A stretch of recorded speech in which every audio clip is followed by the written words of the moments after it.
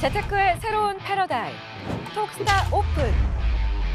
주식, 해외 선물, 가상화폐까지 모든 투자를 한눈에. 톡스타 이용 방법이 궁금하다면 검색창에 톡스타를 검색, 톡스타 홈페이지에 접속. 회원 가입 후 원하는 스타를 선택하면 준비 끝! 언제 어디서든 원하는 정보를 무료로 상담받으세요. 생활 속의 재테크 톡스타. 지금 바로 접속하세요. 강의를 좀 전해드려야 될 것 같은데요. 오늘 첫 번째로 준비하신 분은 김보은스타님이라고 합니다. 바로 한번 시작해 볼까요? 네, 알겠습니다. 일단 오늘 강의도 뭐 항상 똑같은데 제가 이제 진도를 좀 빨리 빼야 될 것 같습니다. 이러다가 옵션 강의하려면 한 내년 말, 연말에나 할 수 있을 것 같아서요. 일단 제가 이 주제로 계속 하고 있습니다. 백 투 더 베이직. 처음으로 다시 돌아가자. 네. 처음부터 이렇게 잘 하시면 될 것 같아요. 오늘이죠? 오늘 이제 국민연금 수익률이 발표가 됐는데 그냥 다른 거 다 제외할게요. 주식 수익률이 마이너스 5%대 나왔어요. 상반기 수익률이. 어떻게 보면 사람들이 너무 못한 거 아니야? 이렇게 생각할 수도 있지만 사실 시장이 상반기에 마이너스 한 5% 정도 밀렸거든요. 그래서 제가 볼 때는 그냥 시장 수익률하고 비슷하다. 다만 이런 의문을 가질 수 있습니다. 그럴 거 뭐하러 내가 직접 투자하냐. 그냥 ETF 투자하면 될 거 가지고 이렇게 얘기할 수도 있습니다만 일단 이 수익률, 절대적인 이 수익률에 너무 연연하지 마시고요. 일단 이때 국민연금이 자산 배분을 어떻게 했는지를 좀 보시면 좋을 것 같아요. 전체적으로 봤을 때는 전체 자산 수익률은 0.9%를 기록했다고 합니다.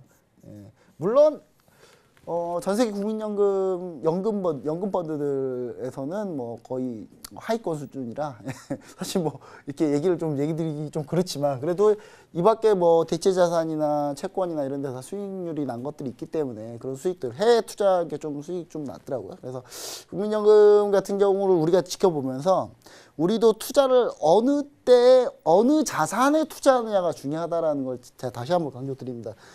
지금 보시면은 차트 보시면은 이럴 때 주식에 들어가 있으면 안 되겠죠. 이럴 때는 맨날 열심히 해도 수익이 안 나요. 그냥 반토막 안 나면 다행이거든요. 이럴 때는. 그러니까 이럴 때 주식에 많은 비중을 들어가 있지 않고 예를 들어 채권이나 아니면 국고채에 이렇게 들어가 있다거나 투자돼 있다거나 뭐 이랬을 경우는 상당히 많은 수익을 얻었겠죠. 실물 자산을 투자했다거나 이럴 때는. 그러니까 그런 우리의 이제 좀 큰 투자, 그러니까 이런 걸 전략투자 자산 배분이라고 하는데 이런 전략투자 자산 배분을 잘 하는 그런 투자를 좀 했으면 좋겠습니다. 그걸로 수익률이 사실상 갈립니다. 단기적인 수익률은 종목으로 할 수 있겠지만 전략적 자산 배분을 어떻게 하냐에 따라서 인생이 바뀝니다. 인생이 바뀌려면 전략적 자산 배분을 잘해야 된다. 이렇게 좀 얘기 드리고요. 오늘은 아직도 여기입니다. 힘드네요.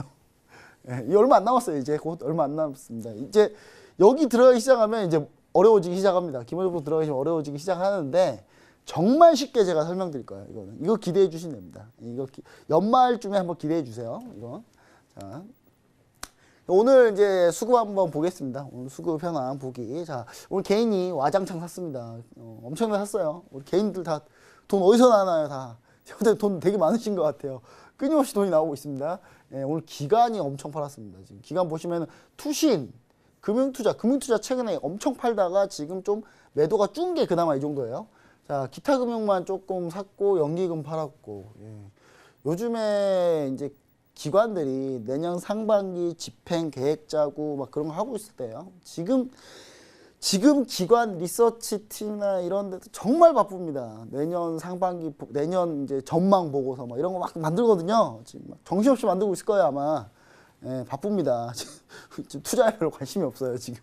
좀 집행을 좀 잘해 주셨으면 좋겠는데, 집행이 안 나오고 있어요. 다만, 지금 이제 국민연금 수장이 바뀌었고, 그 다음에 이제 주식운용팀 관련해서 주식운용 쪽에서 이제, 팀장을 또 뽑는다고 하니까, 연기금의 적극적인 이제 시장 역할을 좀 기대해 보도록 하겠습니다. 오늘 다만 연기금이 코스닥에서 매수했다는 부분을 좀 우리가 좀 강조하고 싶고요.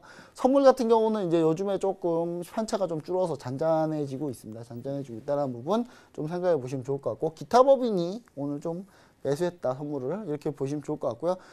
콜옵션, 콜옵션이 오늘 콜옵션하고 풋옵션에서 풋옵션 쪽에 상당히 몰렸지만 콜옵션도 많이 샀어요.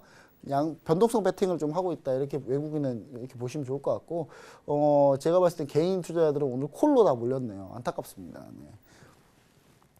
자, 그리고 일단 이제 프로그램 매매인데요. 프로그램 매매 보시면은 비차익 쪽에서 매도가 많이 나왔습니다. 비차익 쪽에서 매도가 많이 나왔는데, 즉 오늘 기간의 매도는 다 비차익 매도일 가능성이 상당히 높겠죠. 그렇죠?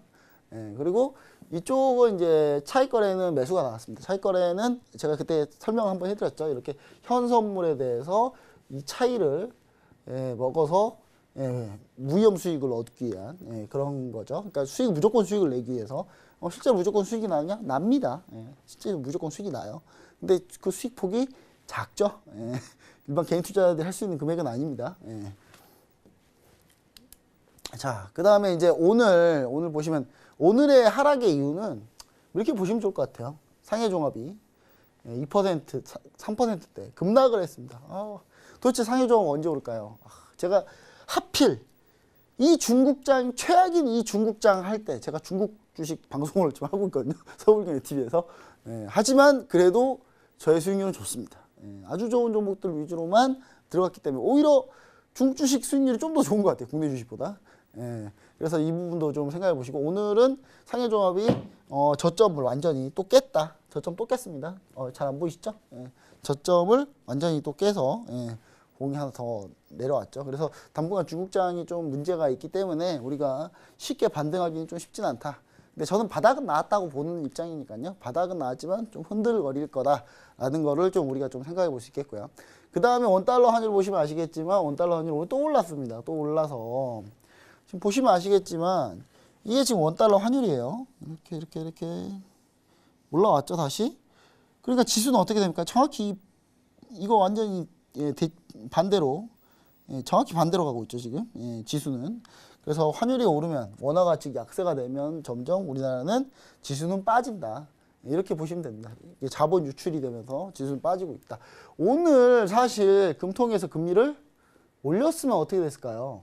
오늘 금리를 올렸으면 잘하면 원화가 강세가 됐을 가능성이 좀 있었는데 오늘 제가 금통일을 보면서 느낀 거는 뭐냐면요, 11월에는 꼭 올리고 싶다 이렇게 느꼈어요. 11월에는 금리를 너무 올리고 싶다 이렇게 느꼈기 때문에 사실상 시장 금리는 계속 반영이 될 거라고 저는 보고 있습니다. 자, 그래서 지금 환율을 지난번 했던 거 복습을 아주 간단하게 한번 해볼게요. 환율은 각 통화의 교환 비율이다 이렇게 얘기를 드렸고, 환율이 상승하면 원화가 져라, 즉 원화의 가치가 떨어진다. 이건 즉 원달러가 상승한다는 걸 의미하고요. 환율이 하락했다는 얘기는 원화가 가치가 올라갔다, 절상. 원달러는 하락한다 이렇게 표현을 한다는 거 반드시 기억하셔야 됩니다. 헷갈리시면 안 돼요. 뉴스에서 막 이런 거 나올 때. 자, 그 다음에 환율이 상승하면 원화 져라, 원달러 상승. 이건 수출업종이 유리하다고 제가 얘기를 드렸죠. 그리고 내수는 불리하고 외국인 투자자들은 투자를 감소한다. 그래서 오늘 환율이 올랐죠. 원화 가치는 떨어졌죠. 그러니까 외국인 투자자들은 투자가 빠졌죠. 그래서 지수가 하락했죠. 이해되시죠? 그냥 간단하게. 환율이 이제 만약에 하락하면, 원화가 절상이 되면, 그러니까 환율이 하락했다, 원화는 절상이 됐다, 올라갔다. 그러면 이제 수입, 내수가 좀 유리하고요. 수출업종은 좀 불리하고 외국인 투자자들은 투자가 증가를 하게 됩니다. 즉 우리나라가 다시 지수가 오르려면 이 기관이 팔고 있는 것까지 좀 받아줘서 외국인이 올리려면 어떻게 됩니까? 환율이 하락해야 됩니다. 환율이 하락해야 되고요. 원화가 절상이 돼야 된다. 즉 원화 가치가 올라가야 됩니다. 그래서 이 부분이 이제 성격 과제다 이렇게 보시면 좋을 것 같아요. 자, 이거에 대해서 이제 설명을 많이 해드렸죠. 많이 해드렸기 때문에 그냥 간단하게만 보고 가자면, 환율이 상승하게 되면, 원화가 약세가 되면은 수출하는데 원래 10,000원 매출을 거두다가 이렇게 환율이 상승하게 되면 11,000원의 매출을 올리기 때문에 수출하는 쪽은 유리하다. 제가 얘기를 드렸죠. 그 다음에 환율이 상승하고 원화가 약세가 됐을 때 외국인 투자자들 기준이에요.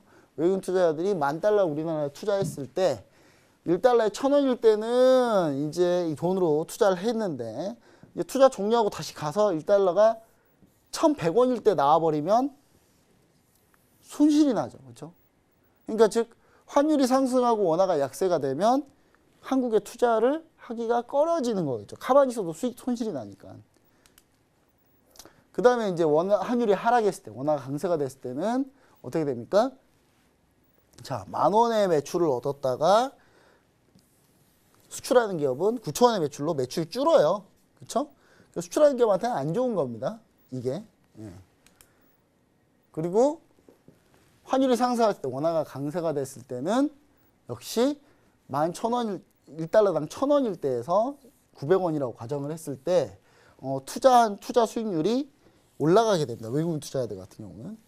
예, 환율이 오른 걸로 그냥 가만히 있어도 수익이 나기 때문에 원래 투자 수익률에 플러스 알파를 얻을 수 있다는 겁니다. 이걸 우리가 뭐라고 합니까? 환차익이라고 하죠. 제가 예전에 은행에 있을 때 펀드 얘기를 할 때 환해지를 하실 거냐 마실 거냐 뭐 이런 거 중요하고 반드시 펀드 막 설명할 때 환해지를 반드시 해야 된다 뭐 이런 교육을 해요. 바보 아닙니까? 제가 봤을 때. 아니 환해지를 해도 되고 안 해도 되긴 하지만 환해지를 안 한다는 것도 투자 전략이에요. 왜냐? 거기 환율 가치의 상승과 하락에 따라서 투자 수익률이 바뀌기 때문에 그 투자 수익률까지 노리고 들어갈 수도 있는 건데 무조건 환해지를 해야 된다? 라는 식으로 그때 2007, 8년에 막 설명을 했던 것 같아요. 근데 참 제가 봤을 때는 그래서 은행에서 펀드 들면 안 된다는 생각을 좀 많이 합니다. 과연 저 사람들이 과연 잘 알고 파는 건가? 예. 제가 봤을 때는 그분들은 주식 운용에 단 1도 모르시는 분들 위주거든요. 그래서 그냥 펀드 그런 교육만 받고 얘기하기 때문에 펀드를 고를 때도 항상 내가 이런 부분을 공부해서 펀드를 가입하시는 게 훨씬 더 좋은 펀드에 가입하실 수 있습니다. 자, 이제 오늘 할 거 포인트입니다. 일단 오늘 이제 금리와 환율을 한번 해볼게요. 지난번에 금리 한번 했고 지난 시간에 환율을 했는데 그럼 이제 금리하고 환율의 관계는 어떻게 되냐? 이 부분입니다. 자, 한번 뉴스를 한번 볼게요. 뉴스를 보니까 이게 이제 터키 리라와 관련한 얘기인데 터키 리라가 폭락을 하니까 금리를 17.75%였다가 기준금리 24%로 급격하게 금리를 올렸습니다. 시장 예상 상해. 자, 금리 예상 수준보다 훨씬 더 금리를 올려버리니까 리라를 방어한다? 이해가 안 되실 수 있겠지만 가능한 일입니다. 왜냐? 아까 한번 생각해 보자고요. 금리를 올려버리면 시장의 유동성, 리퀴더티라고 해서 유동성이 올라가면 금리를 올리면 유동성이 떨어지죠. 유동성이 떨어집니다. 유동성이 떨어지는데 유동성이 떨어지게 되면 어떻게 됩니까? 이 통화가 감소를 하니까 가치가 올라가 있죠. 가치가. 즉 자국 통화 가치가 떨어지게 되면 금리를 올립니다. 올리면 자국 통화 가치가 올라가요. 그래서 제가 아까 얘기 드렸던 게 오늘 금통위에서 금리 올렸으면 원화가 강세가 됐을 수도 있겠다라는 얘기를 드린 거예요. 그러니까 이 부분을 한번 생각해 보시면 좋을 것 같아요. 자, 즉 이제 환율이 상승하면 즉 자국 통화 가치가 하락하고 자본이 유출된다는 얘기예요. 이 얘기는 이제 우리가 그 전에 공부해 왔으니까 여기까지는 연결이 되겠죠. 그럼 이제 금리를 인상을 합니다. 금리를 인상하게 되면 자국 통화 유동성이 감소를 해요. 전체 유동성이 줄어들게 돼요. 그러면 자국 통화 가치는 상승합니다. 이건 당연한 거예요. 뭐든지 흔해지면 싸지고 귀해지면 비싸집니다. 근데 자국 통화가 돈이 줄어버리니까 왜 줍니까? 금리를 올리면 사람들이 어떤 생각을 하느냐? 은행에 돈 맡겨야지 대출 안 받아야 되지. 그러면서 시장에 풀린 돈이 줄어들겠죠. 줄어들면은 줄어든 만큼의 통화 가치가 올라가는 거죠. 올라가게 되면 그렇게 되면 통화 가치 떨어진 내 통화 가치를 방어를 할 수가 있는 그런 통화 정책인 겁니다. 자, 그리고 환율이 하락하면 자국 통화 가치가 상승한다는 얘기겠죠. 그럼 자본이 유입되는데 그럼 금리를 인하하고 자국 통화 유동성을 그렇게 되면 증가하게 됩니다. 왜냐? 대출 받기 쉽고 금리 낮으니까 은행에 돈 안 맡기겠죠. 그럼 시장 어딘가에 투자를 하겠죠. 그럼 시장에 퍼져있는 돈들이 이제 어떻게 됩니까? 돈들이 증가를 하게 되겠고 돈들이 흔해지게 되겠죠. 흔해지면 자국 통화 가치가 하락을 하죠. 이렇게 되는 겁니다. 이제 과거 환율 방어 때는 대부분 환율 하락을 방어했던 겁니다. 이제 우리나라 같은 경우 예전에 환율 방어를 어느 정도 좀 했었어요. 제가 이 얘기를 꺼낸 이유는 이번 주에 이제 어제 간밤에 이제 보고서가 나왔죠. 미 재무부의 환율 보고서가 나왔는데 우리나라가 관찰 대상국에 들어가 있던 이유. 우리나라가 이런 환율 방어를 상당히 많이 했어요. 지금은 별로 안 하는데 과거에 전 정권에는 상당히 환율 방어에 적격이었어요. 참여 방어 적적이라는 얘기는 그때 어떤 걸 방어했냐? 원달러가 떨어지는 걸 방어했다는 거예요. 떨어지는 걸 계속 방어해 준 거예요. 원달러가 그럼 올라가게끔 만들고 싶었던 거죠. 그렇죠? 올라가면 누가 유리하다고요? 수출업종이 유리하다는 겁니다. 국민들 대부분은 수입에 종사를 하고 대부분 내수에 종사를 하는데 내수에 종사하는 사람들은 피해를 보고 수출하는 쪽만 이익을 보는 그런 정책을 썼다는 거예요. 그래서 삼성전자가 지금 실적 엄청 잘 나오는 거 다 여러분들이 다 통장에 1, 2만 원씩 다 빼서 삼성전자한테 준 거예요. 진짜 준 거예요. 그대로 줬기 때문에 삼성전자 그 돈 다 모아서 그걸로 시장 점유율 넓히고 승승장구해서 반도체 시장 다 D램 반도체, 낸드 이쪽 다 잡은 거예요. 그래서 지금의 결과가 오로지 삼성이 잘해서 나온 결과냐라고 볼 수는 없다는 거예요. 왜냐하면 전 국민이 1, 2만 원, 뭐 매달 1, 2만 원씩 계속 희생을 했기 때문에. 그렇죠? 매달 1, 2만 원씩 희생을 해서 다 몰아줬기 때문에. 그래서 삼성전자가 사회 환원을 많이 할 거라고 저는 생각합니다. 왜냐하면 삼성전자 알겠죠. 그렇게 도움을 받았으니까. 그게 일부 정치권에서 좀 도움 줬다고 생각하지는 않을 거 아니에요. 그렇죠? 합리적인 사람이라면. 자, 그래서 과거 환율 방어는 주로 대부분이 환율 하락을 방어한 거고요. 자본 유출, 수입 물가 상승에 피해가 좀 있었습니다. 우리나라 같은 경우는. 자, 이게 이제 보시면 아시겠지만 금리 인하에서 자국 통화 유동성을 증가시킨다. 이 부분은 이제 어떤 사례에서 우리가 볼 수 있냐? 이 사례는 너무 많아요. 자, 자국 통화 가치가 하락을 하고 자본 유출을 하게 만드는 이런 상황은 너무 많습니다. 우리나라를 봐도 우리나라의 수출 주도 경제 성장에서 주로 많이 보여지는 일이에요. 근데 이제 이 정책은 어떤 상황이냐?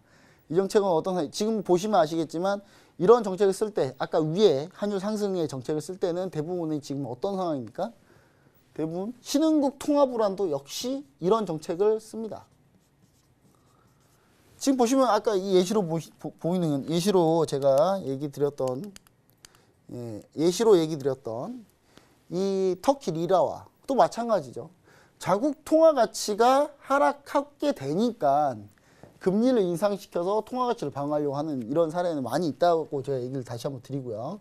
그다음에 그럼 이런 사례는 어떤 사례냐? 자국 통화 가치를 하락시켜야 되는 상황도 발생을 해요. 그러니까 우리나라 같은 경우는 이제 우리나라 수출 주도할 때랑 그다음에 브라질 예전에 헤아라. 지금은 브라질 헤아라 가치가 떨어지면서 이거 방어에 급급해서 이쪽을 많이 하는데 금리 인상 카드를 많이 쓰는데 과거에는 브라질에서 돈 들고 들어오지 말라고 해도 들어왔었어요. 이때 막 금리를 팍팍팍 내렸거든요. 들어오지 마 제발. 우리 브라질로 돈 투자하지 마. 막 이럴 정도였는데 지금은 이제 완전히 천지개벽했죠. 예. 자. 그래서 이제 우리는 이러한 통화 정책에 대해 파급 경로를 우리가 좀 더 자세히 한번 알아보자. 이거는 그냥 잘 따라오시면 되는 겁니다. 아주 쉽기 때문에 잘 따라오시면 돼요. 자, 보시면 통화 정책의 파급 경로입니다. 먼저 금리 경로를 한번 볼게요. 금리 경로 M 예전에 했죠. M1, M2, M3 해가지고 전체 통화량을 얘기한다고 했죠. 전체 통화량이 늘어나면 유동성이 늘어나요. 유동성이 늘어납니다. 당연하겠죠. 통화량이 는다 그래서 무조건 유동성이 늘진 않아요. 통화량이 는다 그래서 유동성이 무조건 늘진 않습니다. 왜냐? 이 중간 단계에 유동성 함정이라는 게 있어요. 유동성 함정이라는 게 있는데 이거 왜 이러죠? 잠시만요. 예, 유동성 함정이라는 게 있습니다. 예, 이걸 다시 띄워줬으면 좋겠는데 예. 네, 알겠습니다. 자, 우리 김본스타 지금 잠깐 좀 시간을 드리도록 할게요. 자, 통화 정책의 파급력에 대한 이야기 나누고 있었습니다. 오늘 목요일 첫 번째 시간 김본스타와 함께하고 있었는데요. 우리 투자자분들께서 또 방송 보시면서 강의 들으시면서 궁금한 내용 생기실 수도 있을 것 같아요. 궁금한 내용이 있으실 때는 어디로 찾아오시라고요? 카카오톡 오픈 채팅방 검색창에 톡스타 벌톡방 검색하시고 단체 채팅방에 찾아오시면 무료로 이야기 나눠보실 수 있어요. 이 부분 참고하시기 바라겠고요. 김본스타에게 직접 질문을 하고 싶다 하시는 분은요. 포털 사이트 검색창에 톡스타라고 검색하시고 저희 홈페이지에 들어오셔서 우리 김보은스타의 톡방이죠. LG 사단 톡방에 입장하시면은 직접 김보은스타가 상담을 도와드리고 또 궁금증들 해결해 드린다고 하니까요. 무료라고 하니까 이 부분도 참고를 해주시기 바랄게요. 자, 저희 계속해서 실시간으로 톡스타 방송 함께하고 계십니다. 김보은스타의 강의 들으시다가 지금 잠깐 놀라셨을 것 같은데요. 계속해서 강의 준비하고 있으니까요. 잠시만 기다려주시기 바랄게요. 자, LG 시스템스타의 강의는 잠시 뒤에 한 5분 정도 후에 진행을 하도록 할 건데요. 우리 LG 시스템스타는 오늘 잠시 뒤에 5분 뒤에 또 어떤 내용으로 강의를 해주실지 조금 더 자세한 내용을 들어보고 싶었는데 지금 김보은스타에게 다시 좀 넘겨야 될 것 같아요. 김보은스타님? 네. 네, 나와주시죠. 일단은 뭐 자꾸 화면이 좀 잘 안 나와가지고 네. 지금 다시 한번 저도 깜짝 놀랐습니다. 자, 일단은 아까 이제 통화 정책 여기 하게 됐죠. 근데 이 유동성 함정이라는 걸 빠지게 된다고 했어요. 유동성 함정. 유동성 함정 빠지게 되는 게 뭐냐면 유동성을 급격하게 늘리면 당장 그 유동성이 바로 시장에 나오진 않아요. 유동성을 급격하게 늘릴 때는 어떤 때냐면 경제 위기가 왔을 때 이렇게 주가가 대폭락을 했을 때 유동성을 급격하게 늘려요. 금리를 내리기 때문에. 그러면 유동성이 이렇게 커졌는데 사람들이 유동성을 가지고 있지 바로 투자하지 않습니다. 눈치만 보고 있어요. 좋을 때 기다려야 되는데 그런데 갑자기 어느 날 누군가 한 명이 투자하기 시작하면 그때 우르르 들어오죠. 그걸 뭐라 합니까? 유동성 랠리라고 하죠. 유동성 트로이카 랠리 막 해가지고 유동성 랠리가 나타나게 됩니다. 그래서 그런 부분들이 있기 때문에 유동성이 이제 나중에 올라가게 됩니다. 그러면 금리가 또 떨어지게 되죠. 유동성이 증가하게 되면 그 유동성이 시장에 유동성이 많기 때문에 그 시장 금리상으로는 시장 금리가 떨어지게 됩니다. 그러면 투자가 많아지죠. 투자가 많아지고 고용이 많아지고 투자가 많아지면 고용이 많아지고 고용이 많아지면 소득이 많아집니다. 그래서 시장이 안 좋으면 금리 경로를 이런 식으로 한다. 이렇게 보시면 좋을 것 같아요. 그리고 자산 가격 경로입니다. 자산 가격 경로. 투자를 해서 어딘가에 수익이 나면 M이 통화량이 늘어나겠죠. 통화량이 늘어나면 주가가 증가를 합니다. 일단 통화량이 많기 때문에 주가가 증가하게 되겠죠. 그럼 부가 올라가고요. 그 다음에 C, 이건 소비인데요. 소비도 역시 증가하게 되고 소비가 증가하면 투자 지출 증가, 고용 증가, 소득 증가 이렇게 가겠죠. 지금 연준에서 하고 있는 정책이 다 이런 형태입니다. 이런 형태로 정책을 쓰고 있다 이렇게 보시면 좋을 것 같고요. 그 다음에 환율 경로 한번 볼게요. 환율 경로는 자국 통화 공급이 늘어나게 되면 원화 가치가 떨어지게 되죠. 아까 제가 설명했듯이 환율은 그러면 올라가게 됩니다. 원화 가치가 떨어지게 되면 환율이 올라가게 되겠죠. 그 다음에 수출은 많아지고 그럼 아까 수출업자한테 유리하다고 했으니까 수입은 줄게 됩니다. 그러면 경상수지가 개선이 되고 소득이 올라가게 돼요.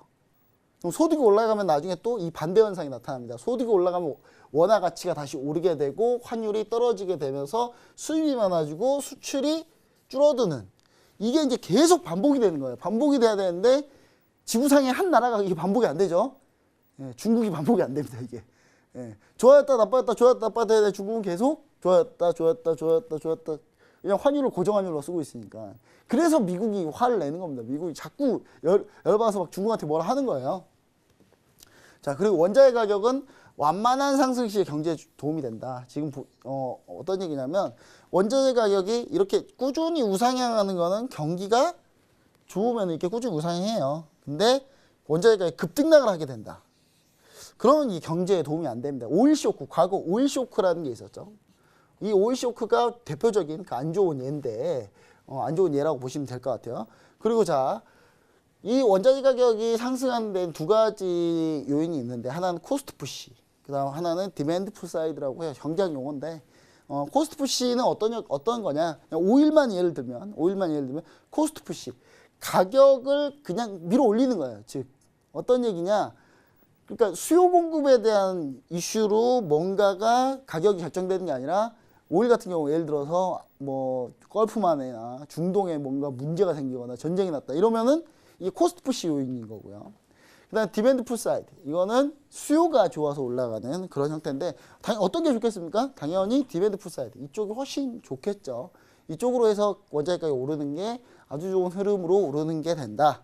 이렇게까지 좀 얘기를 좀 드리겠습니다. 오늘 제가 준비한 강의 여기까지고요. 다음에는 이제 좀 더 이제 경기 분석 마지막을 한 다음에 바로 기본적 분석으로 넘어가도록 하겠습니다.